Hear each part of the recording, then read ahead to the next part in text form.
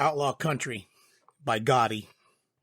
Chapter 15, Good-Hearted Woman. The dust had settled. The carriage was on the move again, and the old man had entered the carriage to discuss my payment.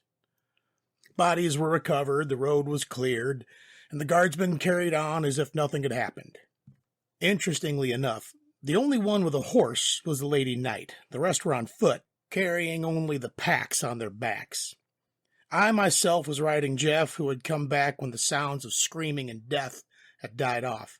He's still quiet, seemingly deciding to keep his intelligence to himself for now. I'd ask him about that in private. The two factions moved in their own separate groups. Both sides stole glances at one another, some curiosity, some disdain, and some caution. It was clear that the alliance was a fragile one, forced due to circumstances rather than diplomacy. Speaking of glances, the Lady Knight was giving me the side eye every few seconds. She was no longer wearing her helmet, revealing long, flowing locks of blonde, and a weathered face that betrayed her age, which looked to be about somewhere in their 40s. Much like the old man, she was unreasonably attractive, but that didn't stop her glances from pissing me off. "Hey, you got a problem, lady?" She clenched the reins of her beautiful white horse and choked out what she'd been wanting to say. "Why didn't you help sooner?" Ah, Christ. I hated these kind of folk. I already regretted engaging her in conversation, had to make sure that it wasn't a lost cause. I could hear her teeth grinding. "I'm so glad that we met your standards. People died while you were watching." I shrugged. If y'all had died before I could have gotten off a shot, then I would have been face to face with the creature, and I'd rather not be.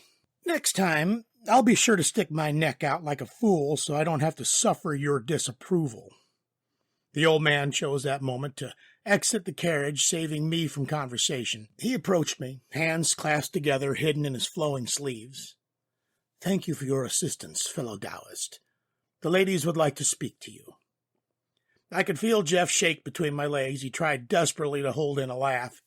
It came out as an odd sneeze, and I admit his nose for these kinds of things was uncanny.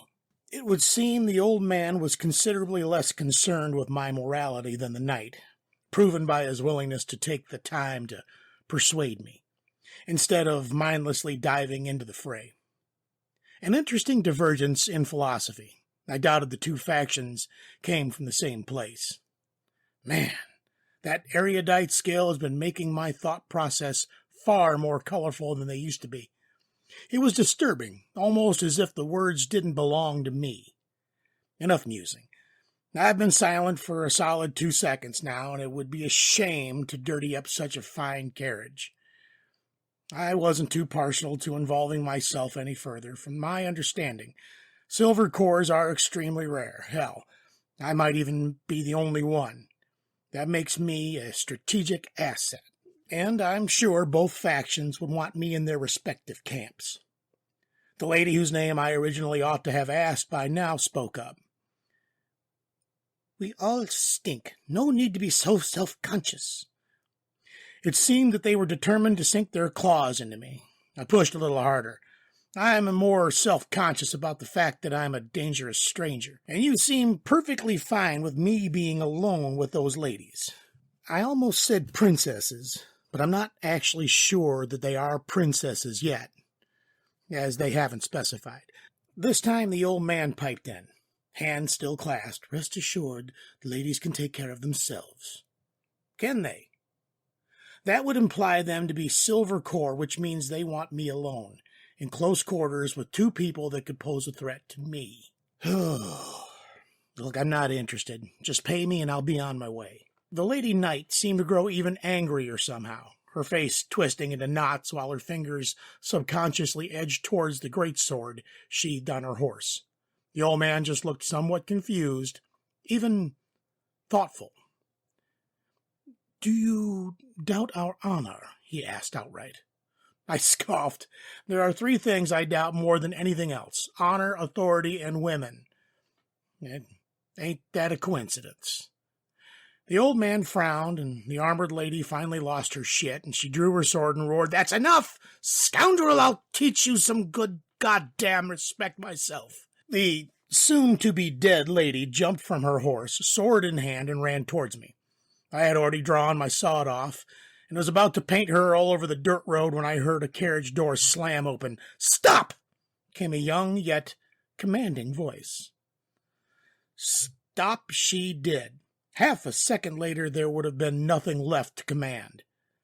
A girl stepped out of the carriage. She was young, probably only 17 or 18. She was easily the most beautiful creature I'd ever laid eyes on, to an increasingly unsettling degree. If the doll-like beauty of the rest of them was discomforting, it was just disturbing. She was like the Lady Knight.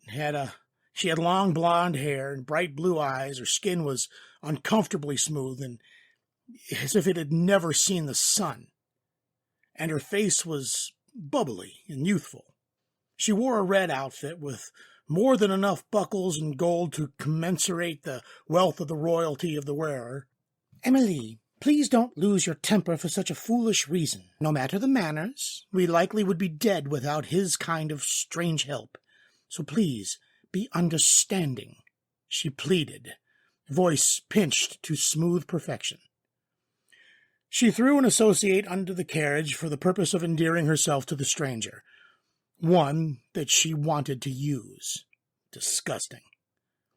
The Lady Knight, Emily, looked like a dog who'd been caught sneaking into the storage house. "Apologies, Princess. I was just so... No excuses. Self-control is a virtue. One that you must learn if you want to become a paladin." Emily bowed her head.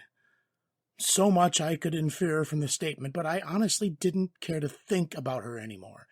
So I intruded in the conversation. "I don't much care if she wants to die or not, but I do care about my goddamn payment." The princess turned to me, expressing regret, almost genuine regret. "I apologize for the trouble and thank you for your assistance. I don't have much to pay you with, but we are on our way to the capital, and I can give you as much gold as you—" I called her bluff. "So you don't have any chips?" She stopped talking and bit her lip. Called it. There was a bit of a leap of logic, but my bounty is in chips, so I assume the system came with new currency. One that people of authority would hold tight to in their chests. Considering that I only knew about it due to my bounty, it was possible that the average Joe had no idea it even existed. In short, she tried to take advantage of me. Of course she did. Well, judging from her face, it looked like this was about to turn into a robbery. I would just get what's mine, and one way or the other. My hand inched towards my walker. That was when the old man piped in, "Fellow Taoist, fret not. I'm the one who promises you riches, and I will see it through.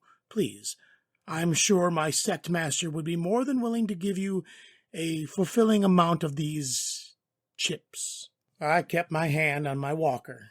"Sect master?" I asked. Not even an erudite gave me the context to know what the hell that meant. "He is referring to me," said another feminine voice. Yet another woman emerged from the carriage. I dug a spur into Jeff in a gesture of, "Oh, fuck you for being right." Jeff just snorted. These people seemed determined to disturb my sense of aesthetics with everyone I met, and she was no exception. She exited the carriage with a poise that made the princess look like a child. She wore a dark blue robe like an outfit that I struggled to describe by pure virtue of not understanding how it went together. It exposed just enough skin to be tantalizing, yet tasteful. She wore her long black hair in a bun, held together with some sort of decorative stick. Her skin could only be described as jade-like. For reasons beyond my understanding, her makeup routine looked like it had taken hours, and it was clearly designed to accentuate her deep, dark, black eyes. Much like everybody else, her perfect beauty landed squarely in the uncanny valley, and I was more uncomfortable than that time I woke up naked in a pig pen. She looked me in the eyes. "Do you know the worth of what it is you ask for?" she asked, voice calm and quiet, yet carrying across the road. Damn, she called my bluff.